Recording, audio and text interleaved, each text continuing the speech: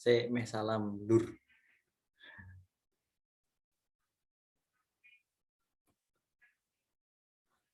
Assalamualaikum warahmatullahi wabarakatuh. Waalaikumsalam warahmatullahi wabarakatuh. Selamat malam, selamat pagi anak-anak. Gimana kabarnya? Baik. Alhamdulillah baik Pak. Alhamdulillah sehat ya pastinya ya. Hari ini masuk semua kan? Nanti jangan lupa absen di Google Classroom ya. Nanti link presensinya saya kirim. Kalau udah absen semua, sebelum kita mulai pembelajaran hari ini, alangkah baiknya kita berdoa dulu. Berdoa mulai.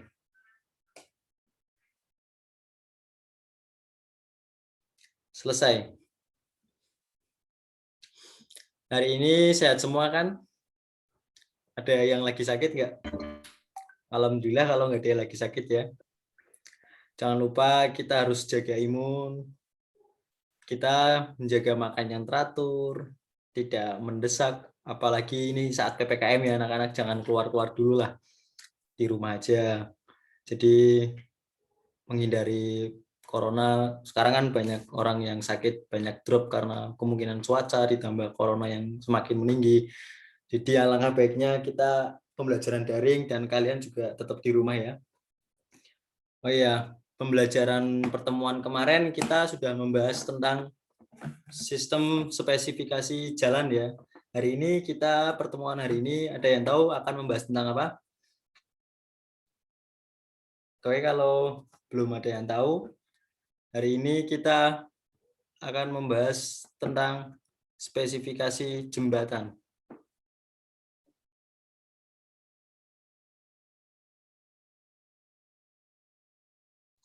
Halo Pak. Halo? Masuk Pak, masuk. Masuk. Maaf tadi sinyalnya saya ada gangguan. Oh iya, pertemuan kemarin kita sudah membahas tentang spesifikasi jalan. Hari ini kita akan membahas tentang spesifikasi jembatan. Nah, ini Bapak tampilkan materinya.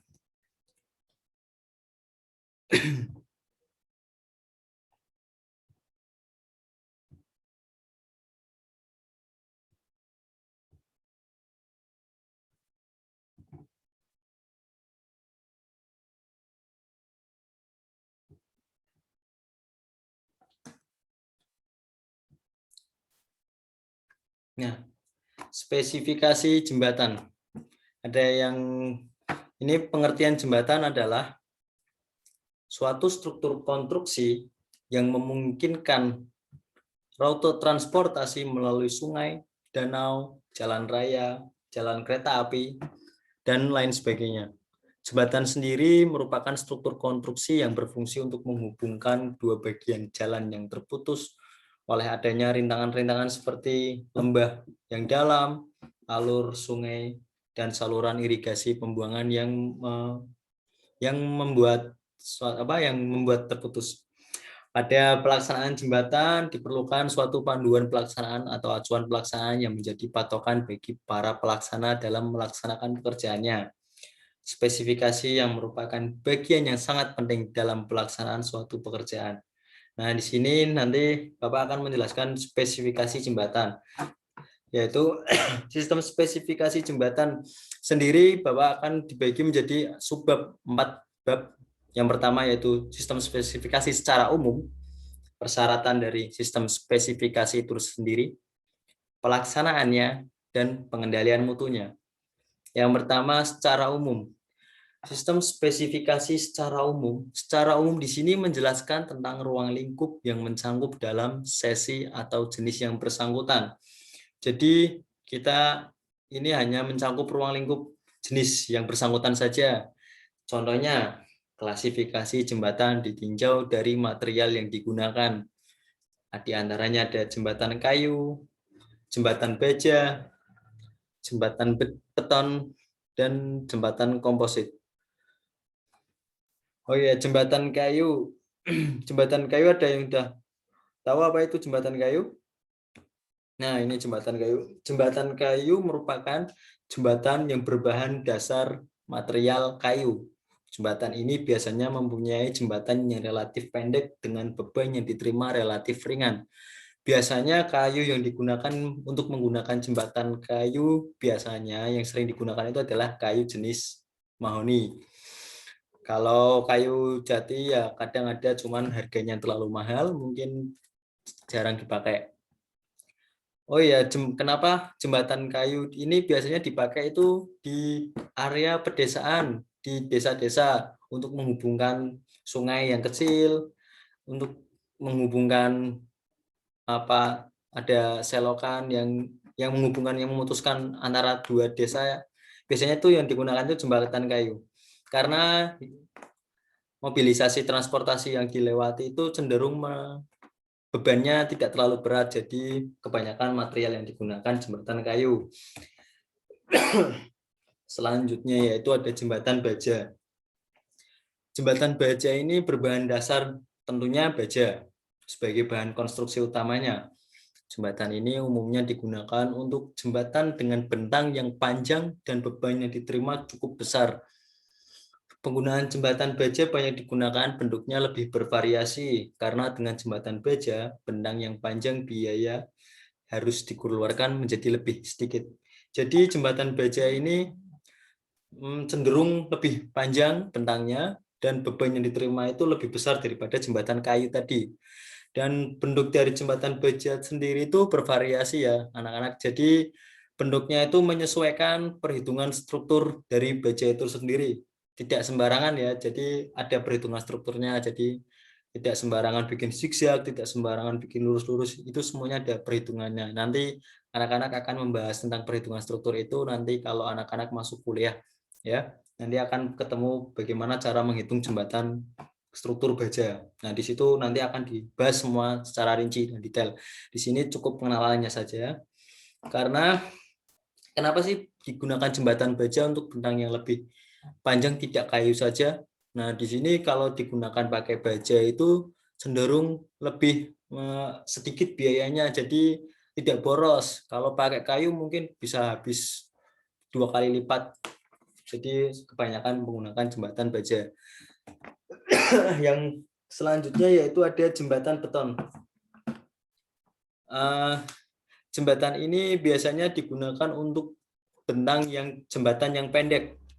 Namun seiring dengan perkembangan zaman ditemukan beton pratekan. Adanya beton pratekan memungkinkan bentang jembatan yang panjang dapat dibuat dengan mudah. Jadi jembatan beton ini kan emang dulunya itu kebanyakan pendek. Namun setelah ditemukannya jembatan pratekan, jadi itu sering lebih apa? Jadi bentangnya itu jadi lebih panjang gara-gara sudah ditemukan perhitungannya. Dulunya itu jembatan beton hanya untuk jembatan yang pendek-pendek saja. Terus yang terakhir yaitu ada jembatan komposit. Jembatan komposit merupakan sebuah jembatan yang dibuat dari perpaduan dua bahan yang sama ataupun berbeda dengan mempertimbangkan sifat kedua bahan tersebut. Jadi jembatan komposit ini gabungan antara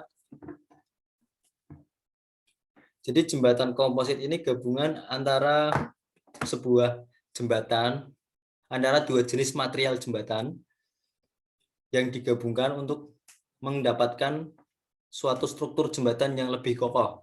Biasanya jembatan komposit itu antara konstruksi baja dengan beton bertulang.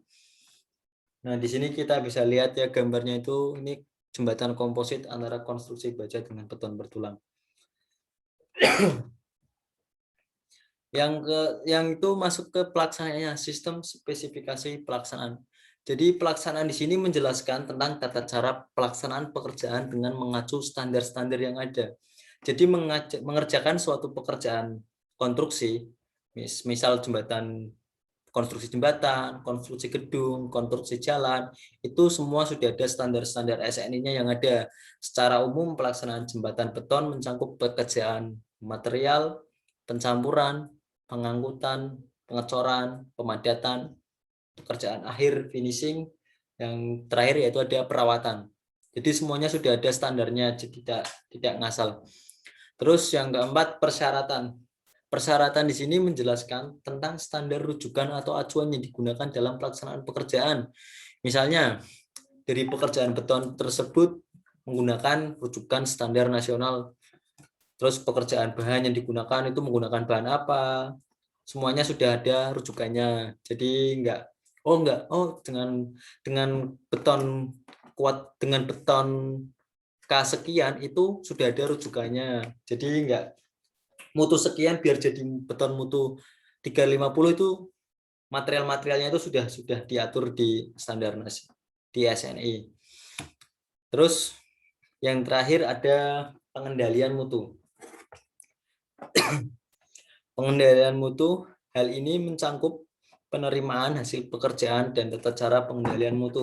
Biasanya pengendalian mutu ini seperti pengujian di lapangan, kelecekan kuat tekan ini dilakukan setelah pekerjaan konstruksi dikatakan selesai. Jadi setelah selesai masa konstruksi, biasanya ada masa pemeliharaan. Nah, di masa pemeliharaan itu ada dicek mutunya, apakah mutunya sesuai dengan kontrak yang sudah dijanjikan dari awal, sudah dijanjikan dari ini itu sesuai atau tidak. Jadi itu mutunya itu biar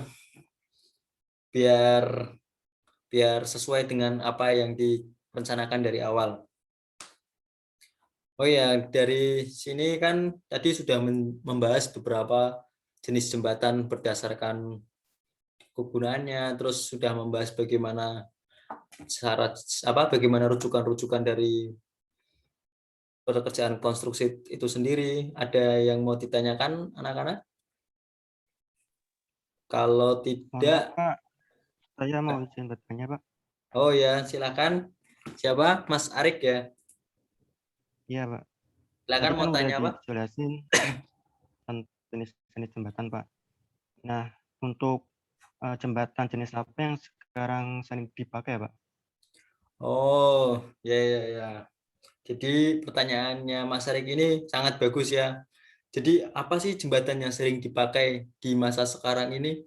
Jadi jembatan itu yang dipakai di masa ke masa itu berbeda. Semakin kesini semakin berbeda. Dulu mungkin banyak yang menggunakan jembatan baja karena cenderung lebih murah dengan konstruksi yang kokoh. Namun dengan perkembangannya zaman, dengan perkembangannya teknologi, jadi jembatan yang sering digunakan zaman sekarang itu mungkin kalau di daerah sini mungkin jembatan baja mungkin masih digunakan. Tapi kalau yang sering digunakan itu ada jembatan komposit. Karena jembatan komposit ini memadukan antara dua material, yaitu material konstruksi baja dengan material beton. Ini sering sekali digunakan. Di kebanyakan proyek itu banyak menggunakan jembatan komposit. Namun sebelumnya ya kembali lagi sesuai kegunaannya. Misal kalau untuk bangunan di desa saja ya mungkin masih menggunakan jembatan kayu. Kalau untuk bangunan hanya di jembatan biasa, biasanya kalau hanya pakai jembatan beton biasa, tidak pakai komposit, tidak ada konstruksi bajanya.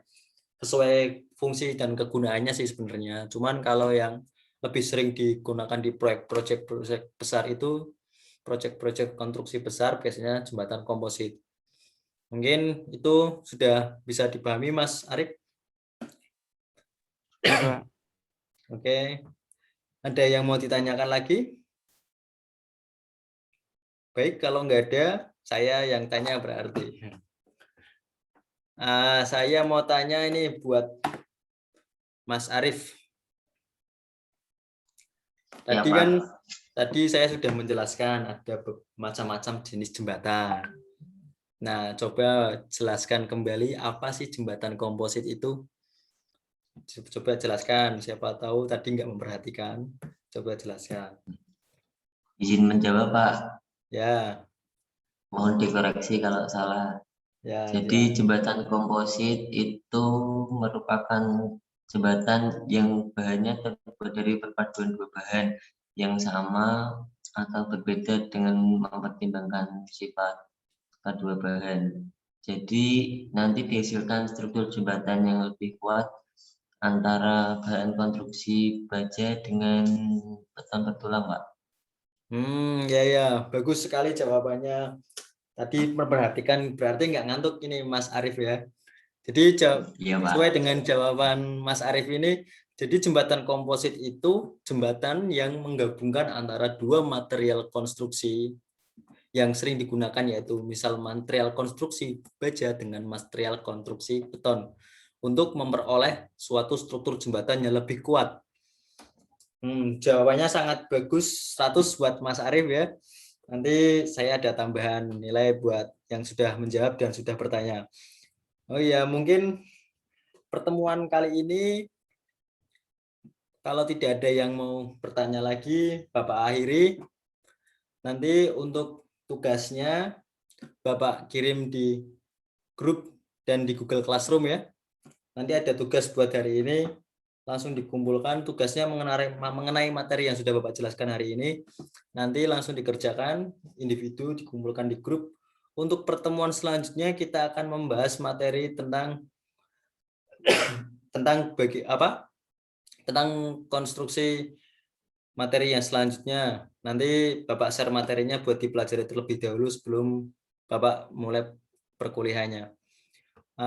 Mungkin cukup sekian pertemuan dari Bapak. Apabila ada kesalahan, mohon dimaafkan. Wabillahi taufik wal hidayah. Wassalamualaikum warahmatullahi wabarakatuh. Waalaikumsalam warahmatullahi wabarakatuh. Waalaikumsalam warahmatullahi wabarakatuh.